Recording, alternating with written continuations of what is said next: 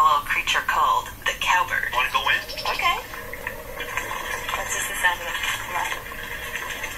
It's a parasite, and some... Who is this guy? This is Chris Mensing. Fish and wildlife biologist with the U.S. Fish and Wildlife Service. And we're standing in this cage full of cowbirds. What it looks like we've got 6 males and 1 female. Let me grab a couple. He just reached out and grabbed 2 of them. You're good at that. And the males... Yeah, go ahead.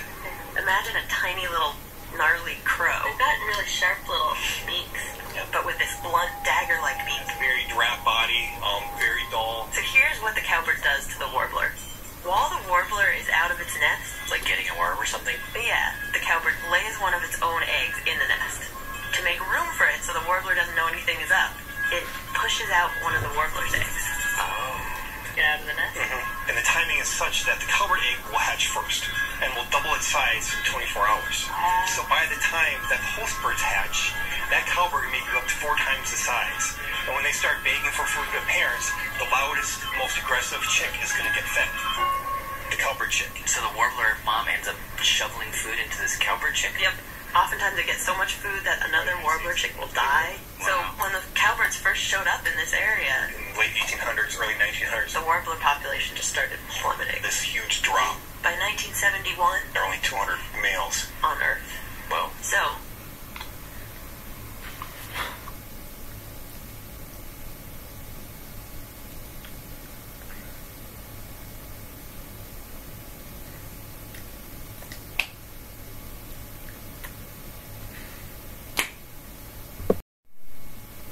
what do you do? Are you asking me? I guess you gotta kill the cowbirds. Exactly. this is one of 54 traps. This is the new one that we just built this year. Which is why we're out in this cage. It's actually a cowbird trap. Oh, she's She bite me. They, just like anyone, if she had someone larger grabbing you, they don't appreciate it too much. So, And you want to know how they kill them? I kinda do, yeah. thoracic compression is the term we use. We basically squeeze the bird, suffocating and preventing it from breathing. Just with your hands? There's no... Yep. Wow. Yep. Yeah. You have to do that? Yeah. Like all the time? Yeah. Did you see this? No. But 1972, Fish and Wildlife Service sets up a bunch of traps. A few years and about 12,000 dead cowbirds later, It works.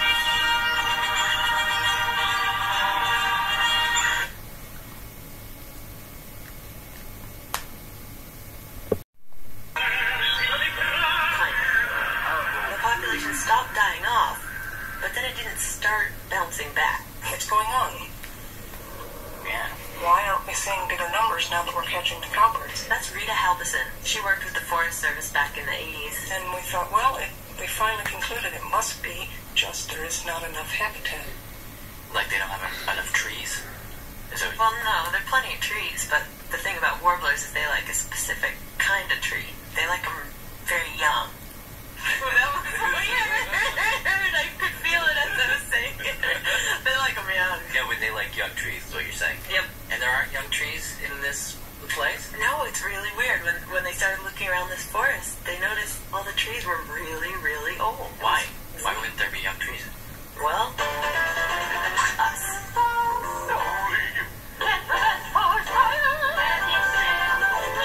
Hey, Smokey Bear! See, when humans began to settle in this area of Michigan in about the 1880s, they brought with them that certain human disdain for fire. And prevent forest fires. But fire is exactly what's needed up there to make new trees, Yeah, this ecosystem is a fire ecosystem. says Chris. It burns. Because when these trees burn, they release their seeds and make room for new trees to grow. It is a fire ecosystem. It is made to burn. So, I ask you again, what do you do? Do you start fires? Would that be the solution? That would be the solution. What?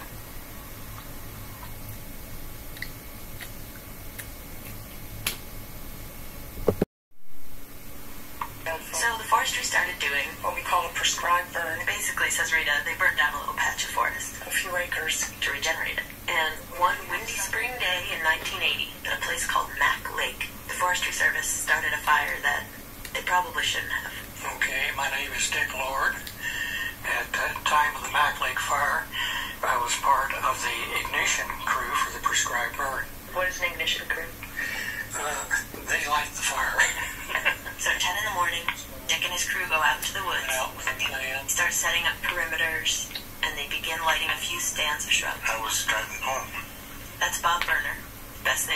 firefighter. I could see the Forest Service starting to do a burn. And I thought, this is not a good time. It was windy. They didn't have the manpower. And I said, well, I'll probably be getting called out here shortly. Basically, we did not realize that the weather was going to change as rapidly as it did. The wind came up suddenly, something nobody could predict, and it took the fire across the road into a standard mature jack pony and took off.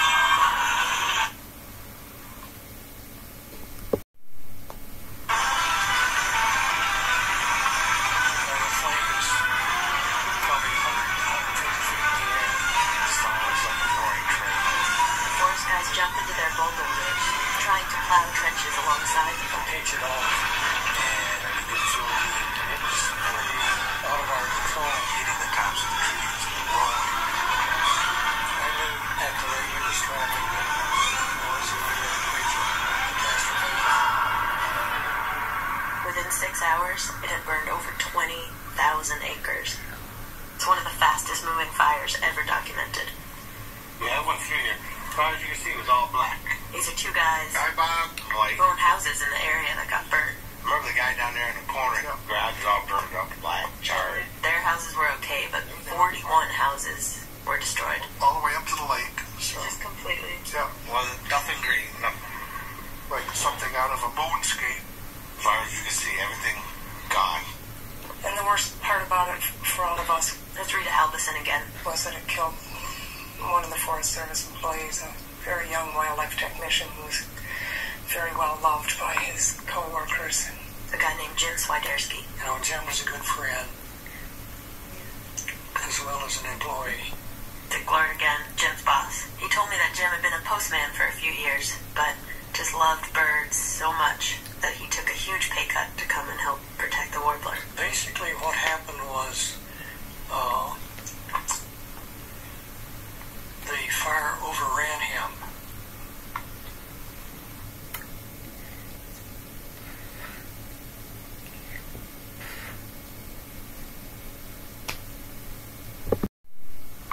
Oh, the press was having a heyday, just tearing into the Forest Service for what had happened. The townspeople were very angry at the Forest Service. How could you do this? Rita says they were told not to wear their Forest Service uniforms in town. Gosh, it was so terrible. And the forest itself You know, there was nothing there. was completely silent. But a year later, a little bit of green started to poke up. Then the next year, a little bit more. And 8 to 10 years after that Mac Lake burn, just seemed like everywhere you turned around, you stopped for a listen. There were 5 or 6 birds, a tremendous number of warblers. That was the answer to the mystery. the fire. You know, if you look at a population graph, That's Chris Menzing again. after that Mac Lake burn, population went like that. Points his hand straight up. So it's pretty dramatic. And today, the numbers are up to almost 4,000 birds. And growing. Singing like crazy. Now that the birds are back, but a man is gone, when you walk around this town, a question lingers in the air. Is the life of a fireman worth the life of a bird? That's it, Professor. Fred. No.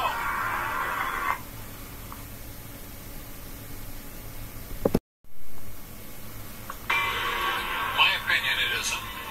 This is Ed Fawcett. I wouldn't trade your life for a bird.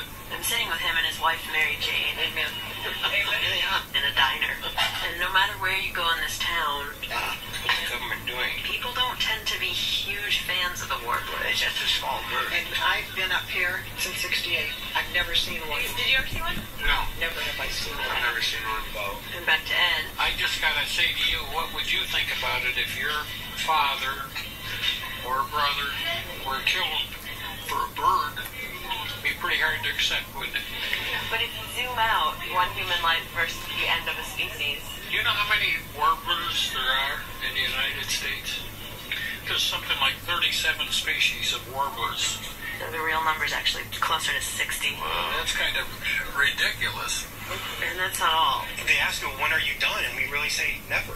Chris explained to me that they have to keep killing the cowbirds, and they have to keep doing birds, smaller birds, but every single year. If we let things be, the bird would be extinct. Wow. That's what the hard thing about this job is knowing that we're never done. How many people are working? How much? You're probably looking at hundreds of people. Well over $1 million a year spent. And all this began to really sink in on one of my last mornings out there. Alright, it is 5 in the morning. It was the annual Kirtland Warbler census.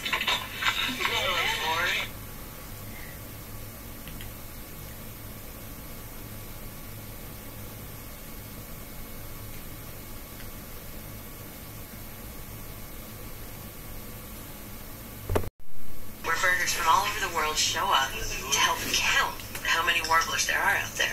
Is it like, there's a warbler, step, step, step, step, there's a warbler? Yeah, that's actually exactly how it works. I was paired up with this guy, Dave Mendes. We're going to kind of walk through the middle of these transects. We're going to come up. He's kind of a dude. He's an older guy, got a beard. I work for an electrical contractor. Told me he's got a man room. My man room, you know, most guys got sports, but I've got Kirtland's Warbler pictures up on the wall. Nice. So I went into it thinking, like, this will be really cool. We'll march along. We'll count it. I looked at the map. It was a mile, maybe, of a walk.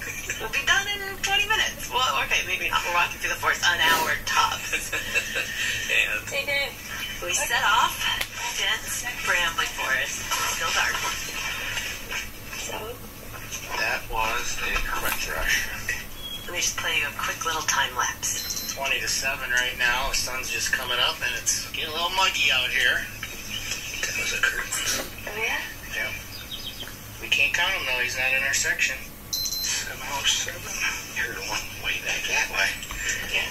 Yep, there he is. Again. But I'm not going to mark him in because I don't know exactly where he's at. 733. There he goes. Yeah. Yep, right there. So do you count them now? No. Right, okay. No. We want to be a lot more accurate. We want to triangulate them. 9:56 and all's well in the warbler woods. Hey, a couple of ants are biting me. Yeah. They hurt, don't they? They do a little bit. Yeah. Get out of there.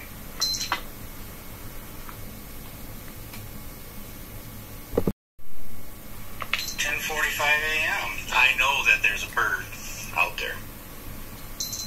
I can still hear that bird way back there. So we ended up staying out there for 7.5 hours. We just marked one, right? Yep, I've only marked one. And I don't mean to sound like I'm making fun of Dave. I mean, he's doing his job well. But at some point in between the fire ants and taking 4 hours to confirm this one bird, Right offshore here. I just started thinking about all the effort it takes. Rows of trees over from us and we can't see them. And I just suddenly thought, it's this fussy, fragile little bird and it hasn't evolved. Who cares? I mean, this is not worth it. And so I started asking people who protect the bird, why do it with so much money and it's all for a bird? And I could see it maybe if it was for some, but it's just one warbler of 18 million different kinds of warblers. Like, well, why do it? Well, we do it because we should. You know, we're stewards of the land. That's Chris Mensing again, cowbird killer. It's for future generations. And, well, here's the fire starter, Dick Lord. You know, the Kirtland's Warbler was listed under the Endangered Species Act, and we had a charge under the law to do what we could to recover its existence. And that's the only thing that I can say, that, you know, we had to do what the law required us to do.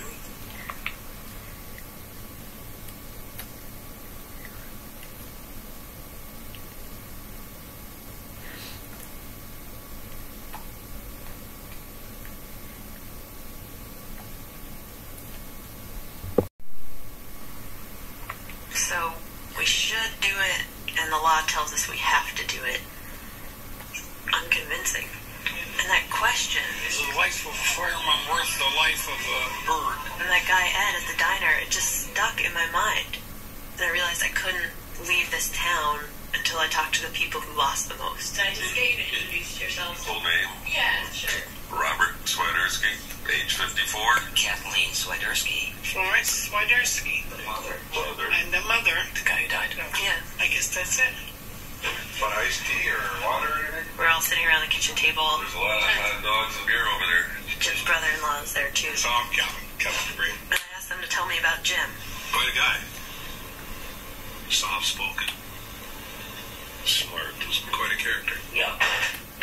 They told me at first they were furious. They should have never, ever sent him in there.